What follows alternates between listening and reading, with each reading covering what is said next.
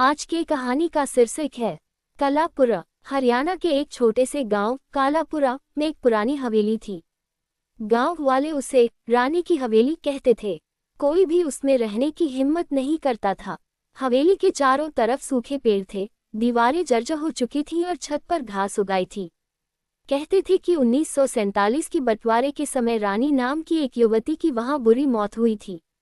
उसके बाद से हर कोई जो वहां रुका वह कभी वापस नहीं लौटा। इस कहानी का नायक था राहुल। राहुल 28 साल का था। दिल्ली में सॉफ्टवेयर जॉब करता था।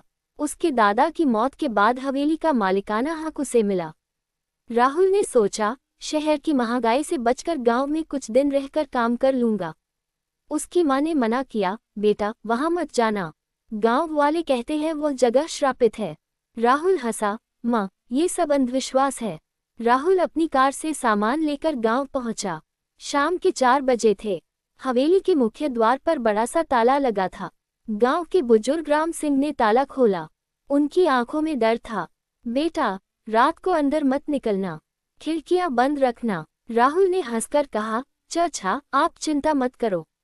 हवेली अंदर से भी बहुत पुरानी थी। लकड़ी के फर्नीचर, दीवारों पर पुरानी तस्वीरें और एक बड़ा सा आईना जो फट गया था। राहुल ने ऊपर वाले कमरे में अपना बिस्तर लगाया। रात को खाना बनाया, लैपटॉप पर काम किया और सो गया। पहली रात कुछ नहीं हुआ। दूसरी रात ठीक 12:10 पर राहुल को एक सिसकी सुनाई दी, जैसे कोई औरत बहुत दूर रो रही हो। उसने सोचा शायद कोई जानवर हो। उसने कान लगाकर सुना। सिसकी पास आती गई और फिर अचानक बंद हो गई। राहुल ने खिड़की बंद की और सो गया। तीसरे दिन गांव घूमने गया। एक चाय की दुकान पर बुजुर्ग बैठे थे। उन्होंने राहुल को देखा और पूछा, बेटा हवेली में रह रहे हो? राहुल ने हाँ कहा। एक बूढ़े ने सिर हिलाया, रानी अभी भी वहाँ है, वह इंसाफ मांगती है। राहुल ने हंसकर टाल दिया। शाम को लौटकर उसने हवेली की तस्वीरें ली और दोस्तों को भेजी। दोस्तों ने मजाक उड़ाया, भूतिया घर वाला एडवेंचर। उसी रात फिर सिसकी आई, इस बार ज्यादा जोर से। राहुल उठा और टॉर्च लेकर नीचे गया। पूरा घर सुनसान था। अचानक आईने में उसे एक सफेद साड़ी वाली औरत की परछाई दिखी। वह घूमकर देखा तो कुछ नहीं था। दिल जोर से धड़का। मैं थक गया हूँ, आंखों का भ्रम होगा, उसने खुद को समझाया। चौथे दिन राहुल ने गांव के मंदिर के पुजारी से मिलकर पूछा। पुजारी बोले, बेटा रानी 19 साल की थी। उसके पिता ने उसे जबरन शादी करने की कोशिश की। वह भागना चाहती थी। उसके प्रेमी को मार दिया गया और रानी को हवेली की कोठरी में बंद कर दिया। वहां उसने फंदा लगाकर जान दे दी। उसके बाद से हर पूर्णिमा की रात वह घूमती है। राहुल अभी भी नहीं माना, लेकिन उस रात पूर्णिमा थी। रात 10 बजे बिजली चली गई। राहुल ने मोबाइल की टॉर्च जलाई। हवा तेज चलने लगी। खिड़कियां अपने आप खुलने बंद होने लगी। फिर वही सिसकी शुरू हुई। राहुल राहुल, अब आवाज उसका नाम ले रही थी। राहुल डर गया। उसने दरवाजा बंद किया और बिस्तर पर बैठ गया। अचानक कमरे का तापमान गिर गया। सांस मुंह से धुआं बनकर निकल रही थी। आईने में फिर वही सफेद साड़ी दिखी। इस बार औरत का चेहरा साफ था, पीला, सूखा, आंखें खाली, होंठ हिले, मुझे छुड़ा लो। राहुल चीखा और आईना तोड़ने की कोशिश की, लेकिन जैसे ही उसने हाथ बढ़ाया, कोई ठंडा हाथ उसके कंधे पर पड़ा। वह पीछे मुड़ा तो कोई नहीं था। सुबह होते ही राहुल गांव वाले राम सिंह के घर गया। अच्छा सच क्या है? राम सिंह ने पुरानी डायरी निकाली। उसमें लिखा था, रानी की शादी तय हुई थी एक क्रूर जमींदार से।